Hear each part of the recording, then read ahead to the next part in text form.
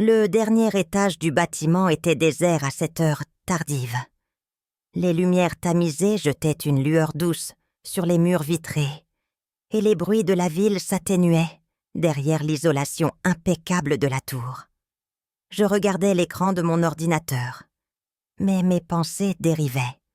Cela faisait plusieurs minutes que j'avais entendu la voix de M. Morel, mon patron, résonner dans le couloir. Il m'avait demandé de rester après la fin de journée pour finaliser les préparatifs d'une importante présentation. Rien de surprenant, c'était dans ses habitudes de repousser les limites de ses employés. Mais il y avait quelque chose de différent ce soir-là, quelque chose que je n'arrivais pas à définir.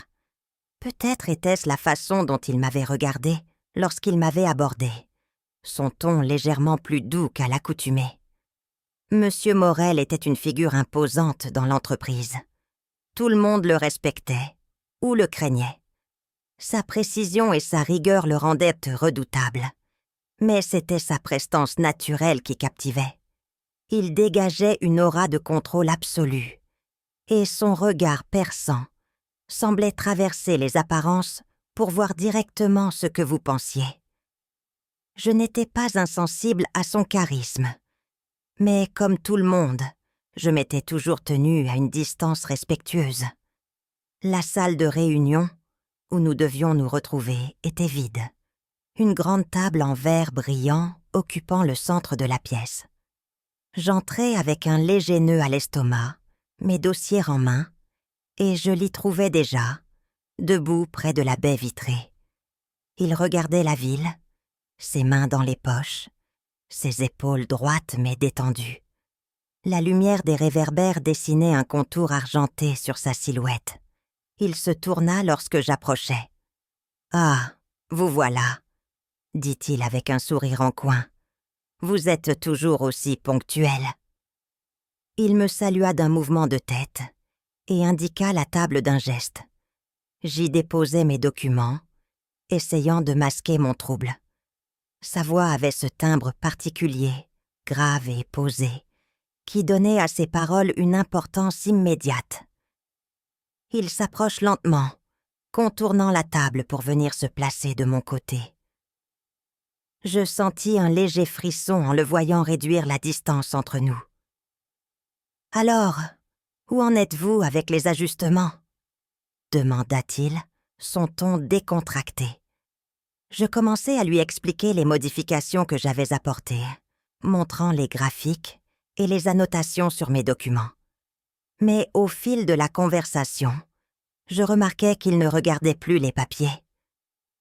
Son attention semblait se porter directement sur moi, ses yeux me fixant avec une intensité qui rendait l'air presque palpable. Au début, je tentais d'ignorer son regard. Je me concentrais sur les graphiques, pointant les sections pertinentes du document. Mais je sentais son attention peser sur moi, comme une chaleur diffuse. Chaque fois que je levais les yeux pour m'assurer qu'il suivait, ses prunelles sombres s'accrochaient aux miennes, et quelque chose en moi vacillait. Ce n'était pas une distraction habituelle, c'était plus profond, plus troublant. « Vous avez fait du bon travail », dit-il soudainement, sa voix basse rompant le silence. Je ne savais pas si c'était une déclaration sincère ou simplement une formalité, mais entendre un compliment sortir de sa bouche, aussi rare soit-il, eut un effet inattendu. Je sentis mes joues s'échauffer et répondis par un simple « merci », ma voix plus tremblante que je ne l'aurais voulu. Il contourna la table, se rapprochant, et posa une main sur le dossier de la chaise juste à côté de moi. Il n'y avait plus qu'1 mètre à peine entre nous, et je pouvais sentir la légère fraîcheur de son parfum boisé.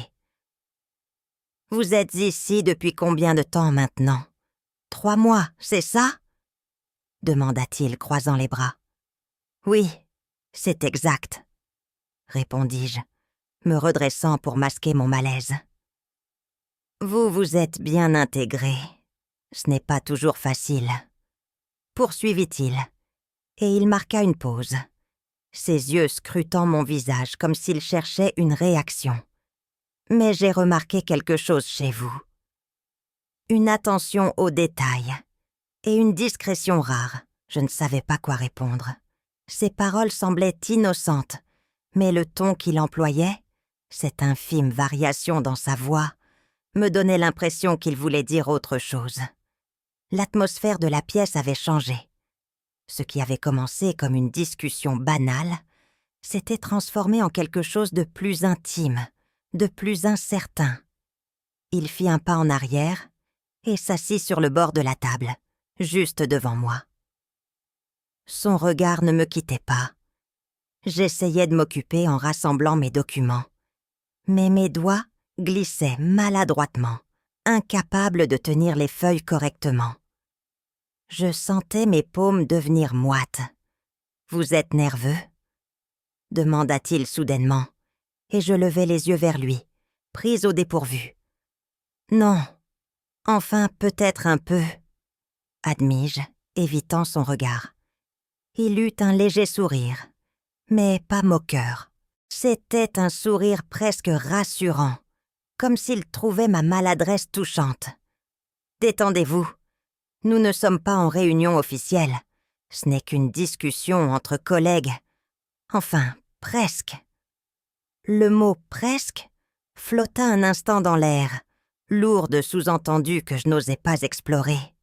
Il croisa les bras, ses doigts jouant distraitement avec la montre à son poignet. Pendant un moment, nous restâmes ainsi, dans un silence étrange, ponctué seulement par les bruits lointains de la ville. J'essayais de calmer les battements frénétiques de mon cœur, mais sa proximité ne faisait qu'amplifier mon trouble. « Vous savez, » dit-il finalement, brisant le silence, « je pense qu'il y a des choses qu'on apprend sur les gens en dehors du cadre professionnel. » Son regard devint plus perçant, et je sentis une tension s'installer dans mes épaules. « Par exemple ?» demandai-je, ma voix plus faible que je ne l'aurais voulu. Il se pencha légèrement en avant, réduisant encore la distance entre nous. Mon souffle se bloqua dans ma gorge. « Par exemple, comment ils réagissent dans des situations inattendues ?» répondit-il d'un ton presque conspirateur. Je ne savais pas où il voulait en venir, mais quelque chose dans son regard, dans sa posture, me faisait penser qu'il testait les limites. Ses mots semblaient anodins, mais il y avait une charge sous-jacente, une tension que je ne pouvais plus ignorer. J'aurais dû détourner le regard, rompre ce moment, mais je n'y arrivais pas. J'étais comme figé, pris entre l'envie de m'échapper et celle de voir où cela mènerait. Puis, sans prévenir, il se leva.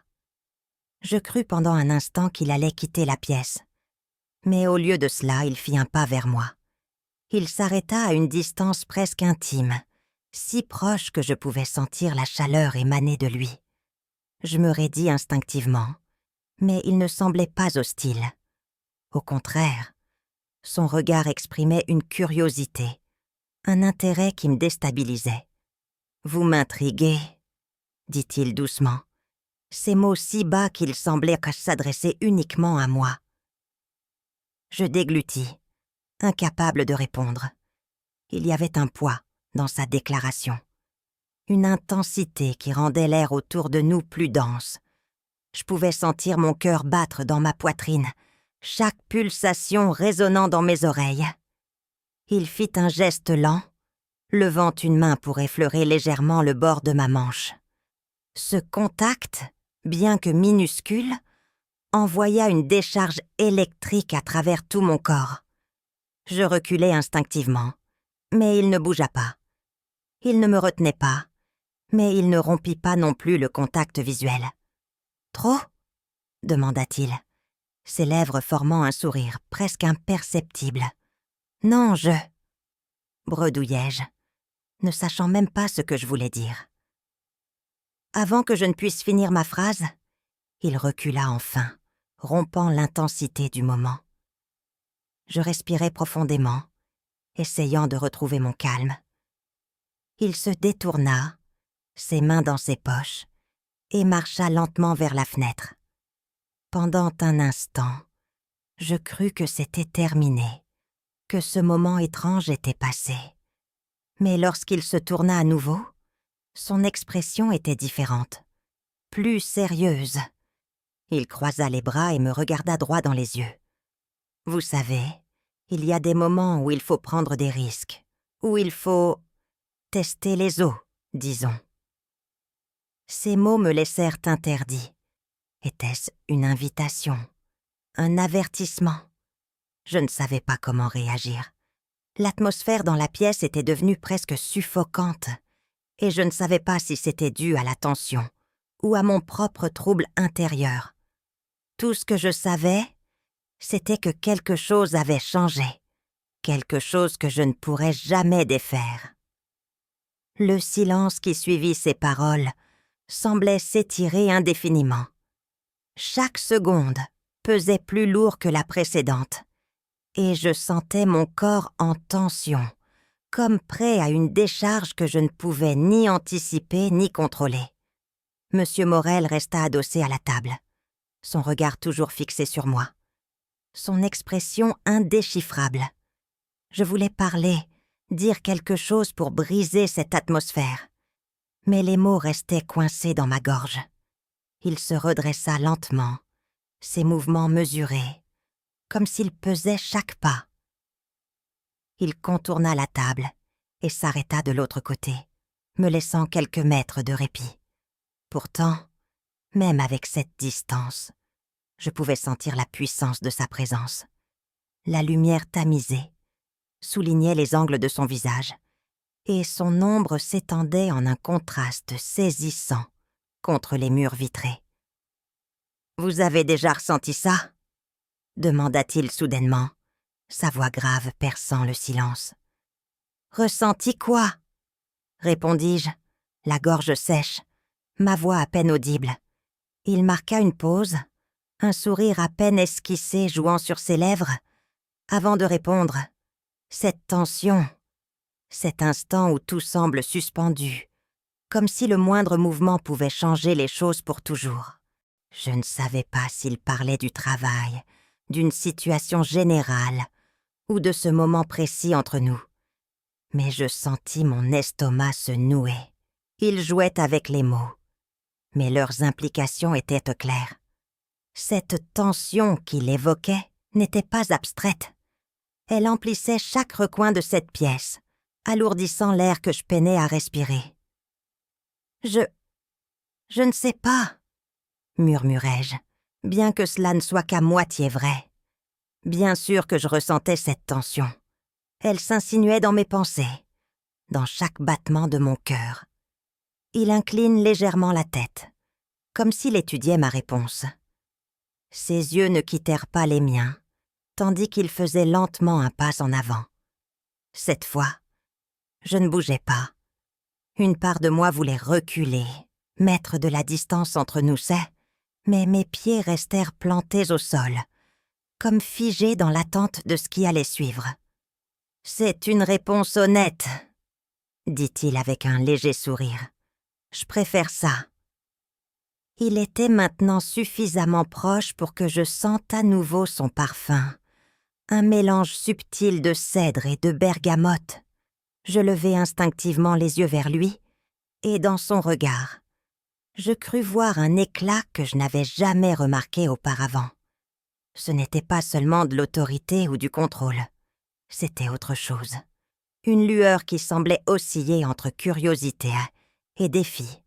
« Vous êtes toujours aussi honnête, » poursuivit-il son ton plus doux. « J'essaie de l'être, » répondis-je, ma voix légèrement plus assurée. « Alors soyez honnête avec moi maintenant. Que ressentez-vous » Cette question me prit au dépourvu. Je clignai des yeux, essayant de trouver une réponse qui ne trahirait pas le tumulte intérieur que je tentais désespérément de masquer. Mais son regard, fixe et insistant, ne me laissait aucun échappatoire. Je savais qu'il attendait plus qu'une réponse banale. Il voulait la vérité. Je... je suis un peu perdue, avouai-je enfin, détournant les yeux. Perdue ? Répéta-t-il, son ton légèrement amusé. Et pourquoi ça ? Je n'avais pas de réponse claire. Comment pouvais-je lui expliquer ce mélange d'admiration, de peur et de désir que sa présence suscitait en moi ? Comment pouvais-je mettre des mots sur cette tension magnétique qui semblait nous lier, invisible mais puissante ? Je ne sais pas, murmurai-je finalement. C'est compliqué. Il hocha doucement la tête, comme s'il comprenait parfaitement.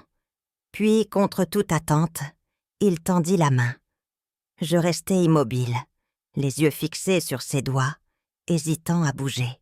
« Donnez-moi ça », dit-il, désignant le dossier que je tenais toujours maladroitement contre moi. Je lui tendis les papiers, mes doigts frôlant brièvement les siens. Ce contact, bien que fugace, envoya une nouvelle vague de chaleur à travers mon corps. Il prit le dossier et le posa négligemment sur la table, comme si ce détail n'avait aucune importance. Puis il se tourna à nouveau vers moi. « Vous savez, » commença-t-il, sa voix plus basse, presque confidentielle. Je ne suis pas souvent surpris. Dans ce milieu, tout est une question de prévisibilité, de contrôle. Je restai silencieux, attendant qu'il poursuive. Il se rapprocha d'un pas, et je sentis mon souffle se bloquer. Ses yeux, sombres et profonds, semblaient sonder les miens. « Mais vous ?» Il marqua une pause, et son sourire s'élargit légèrement. « Vous avez une façon intéressante de déjouer mes attentes. » Je ne savais pas si c'était un compliment ou une mise en garde. Ses paroles, comme tout le reste, étaient calculées, mais leur effet sur moi était immédiat. Je sentais mon cœur battre plus vite, mes pensées s'embrouiller. Il était trop près, et pourtant je ne voulais pas qu'il recule. « Vous me troublez, » dit-il finalement, presque à mi-voix. Ces mots me frappèrent comme un coup de tonnerre. Était-ce une confession ? Une provocation ? Je ne savais plus quoi penser. Tout ce que je savais, c'était que quelque chose d'irréversible se jouait dans cette pièce. « Est-ce un problème ?» demandai-je timidement, mon courage retrouvé juste assez pour articuler ces mots. Il sourit à nouveau, mais cette fois, son expression était plus douce, presque désarmée. « Pas forcément, » murmura-t-il, « mais c'est inhabituel. » L'atmosphère entre nous était désormais si chargée que chaque mot, chaque geste semblait amplifier la tension. Je savais qu'il y avait une limite, une ligne invisible que nous approchions dangereusement. Et pourtant, aucune partie de moi ne voulait l'arrêter. Il fit un dernier pas en avant, si près maintenant que je pouvais sentir la chaleur de son corps. Il leva une main, hésitant un instant, avant de la poser doucement sur mon épaule. Son geste était à peine un contact, mais il me fit frissonner. « Dites-moi d'arrêter, » murmura-t-il, sa voix presque inaudible. C'était une invitation, une dernière chance de reculer, de prétendre que rien de tout cela n'était réel. Mais je ne bougeais pas.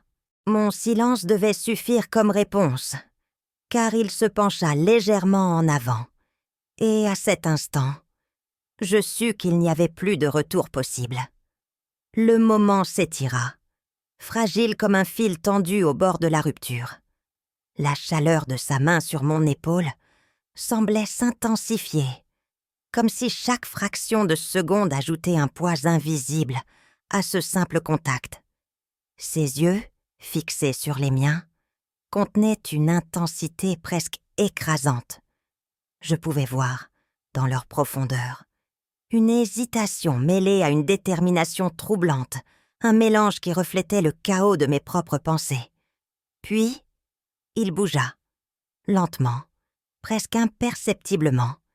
Il incline la tête, réduisant encore la distance entre nous. Je sentis mon souffle s'accélérer. Ma gorge se serrait. Tout en moi hurlait que je devais bouger, dire quelque chose, briser cette tension insoutenable.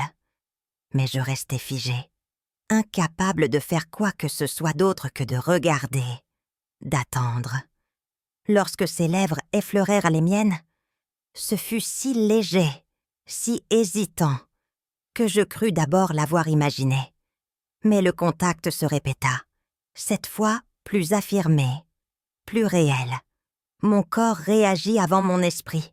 Je ne savais pas si c'était de la curiosité, de la nervosité ou quelque chose de plus profond, mais mes lèvres se trouvèrent en mouvement, répondant timidement au geste.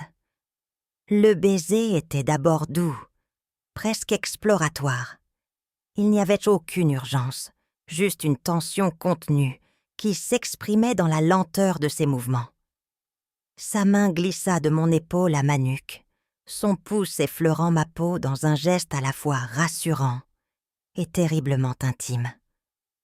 Je fermai les yeux, me laissant emporter par une vague de sensations que je ne pouvais ni comprendre, ni contrôler. Puis, comme si un barrage cédait, tout changea. Le baiser devint plus intense, plus exigeant. Sa main, autrefois posée avec précaution, se fit plus ferme, m'attirant légèrement contre lui. Je sentis sa respiration s'accélérer contre mes lèvres et ma propre nervosité laissa place à une étrange forme d'abandon. Il n'y avait plus de doute, plus d'hésitation. Seulement ce moment, cette connexion brute et inévitable. Lorsque nous nous séparâmes enfin, je restais immobile, les yeux encore clos, essayant de reprendre mon souffle. Sa main ne quitta pas ma nuque, et je sentis son front se poser légèrement contre le mien. Ni l'un ni l'autre ne parla, comme si briser ce silence risquait de détruire tout ce que nous venions de construire. Mais la réalité s'imposa à moi avec une brutalité inattendue. Ce n'était pas un rêve, ce n'était pas un fantasme secret que je pouvais balayer en me disant qu'il n'était jamais arrivé. C'était réel, tangible. Et cela changeait tout. Commençai-je, mais ma voix s'éteignit presque immédiatement. Je ne savais pas quoi dire. Il recula légèrement, juste assez pour que nos regards se croisent à nouveau. Il n'y avait pas d'embarras dans ses yeux, pas de regret, seulement cette même intensité qui avait marqué tout ce moment. « Parlez », murmura-t-il doucement. « Dites-moi ce que vous ressentez. » C'était une question simple, mais je n'avais pas de réponse claire. Que ressentais-je? Du trouble? De la peur? Du désir? Probablement tout cela à la fois. Mais comment mettre des mots sur un tel mélange? « Je suis perdue, avouai-je, ma voix tremblante. Il hocha légèrement la tête, comme s'il s'attendait à cette réponse. Ses doigts, toujours posés sur ma nuque, traçaient de petits cercles presque apaisants. « Moi aussi, » dit-il finalement, sa voix plus basse. Mais parfois, se perdre peut être libérateur. Je ne savais pas si c'était une justification ou une invitation à continuer, mais ces mots eurent un effet apaisant. Une part de moi voulait croire qu'il avait raison, que ce moment, aussi inattendu et compliqué soit-il, était quelque chose que je pouvais accepter. Il fit un pas en arrière, rompant doucement le contact. Je ressentis une étrange combinaison de soulagement et de vide. Le froid de l'air remplaça la chaleur de son corps, et pour la première fois depuis ce qui me semblait une éternité, je pus respirer à nouveau. Mais l'écho de son toucher restait, imprégné sur ma peau comme un souvenir impossible à effacer. « Vous n'êtes pas obligé de répondre maintenant, » dit-il calmement, ses mains glissant dans ses poches. « Mais je veux que vous sachiez une chose. Tout ce qui s'est passé ici ce soir, c'était honnête. Rien de plus, rien de moins. » Je levai les yeux vers lui, et cette fois, c'était moi qui le fixais. Son assurance habituelle semblait légèrement ébranlée, Mais il restait maître de lui-même. Je savais qu'il me laissait une porte ouverte, une possibilité de revenir sur ce qui venait de se passer. Mais au fond de moi, je savais qu'il n'y aurait pas de retour en arrière. « Et si je ne sais pas quoi en penser ?» demandai-je finalement, ma voix à peine audible. Il esquissa un sourire, un de ces sourires en coin, qui mêlait amusement et sincérité. « Alors nous prendrons le temps de comprendre, ensemble si vous le voulez. » Ces paroles restèrent suspendues dans l'air, lourdes de promesses non dites. Je ne répondis pas. Mon esprit était trop embrouillé pour articuler une pensée cohérente. Mais au fond de moi, une petite étincelle d'espoir commençait à naître, mêlée à la peur et à l'excitation. Il jeta un dernier regard à la salle, comme pour s'assurer que tout était en ordre, avant de se diriger vers la porte. Il posa la main sur la poignée, mais se retourna une dernière fois. « Prenez le temps qu'il vous faut, » dit-il doucement. « Je ne suis pas pressé. » Et sur ces mots, il quitta la pièce, me laissant seule dans le silence. Je restais debout, figée, incapable de bouger. Mes pensées tourbillonnaient, et chaque sensation de ce moment semblait gravée dans ma mémoire. Je savais que rien ne serait plus jamais pareil. Une ligne avait été franchie, un chemin irréversible tracé. Et pourtant, je ne pouvais pas nier l'étrange sensation de clarté qui m'envahissait. Ce soir-là, dans la solitude de la salle de réunion, je compris que ma vie venait de basculer. Mais où ce chemin me mènerait, je ne le savais pas encore.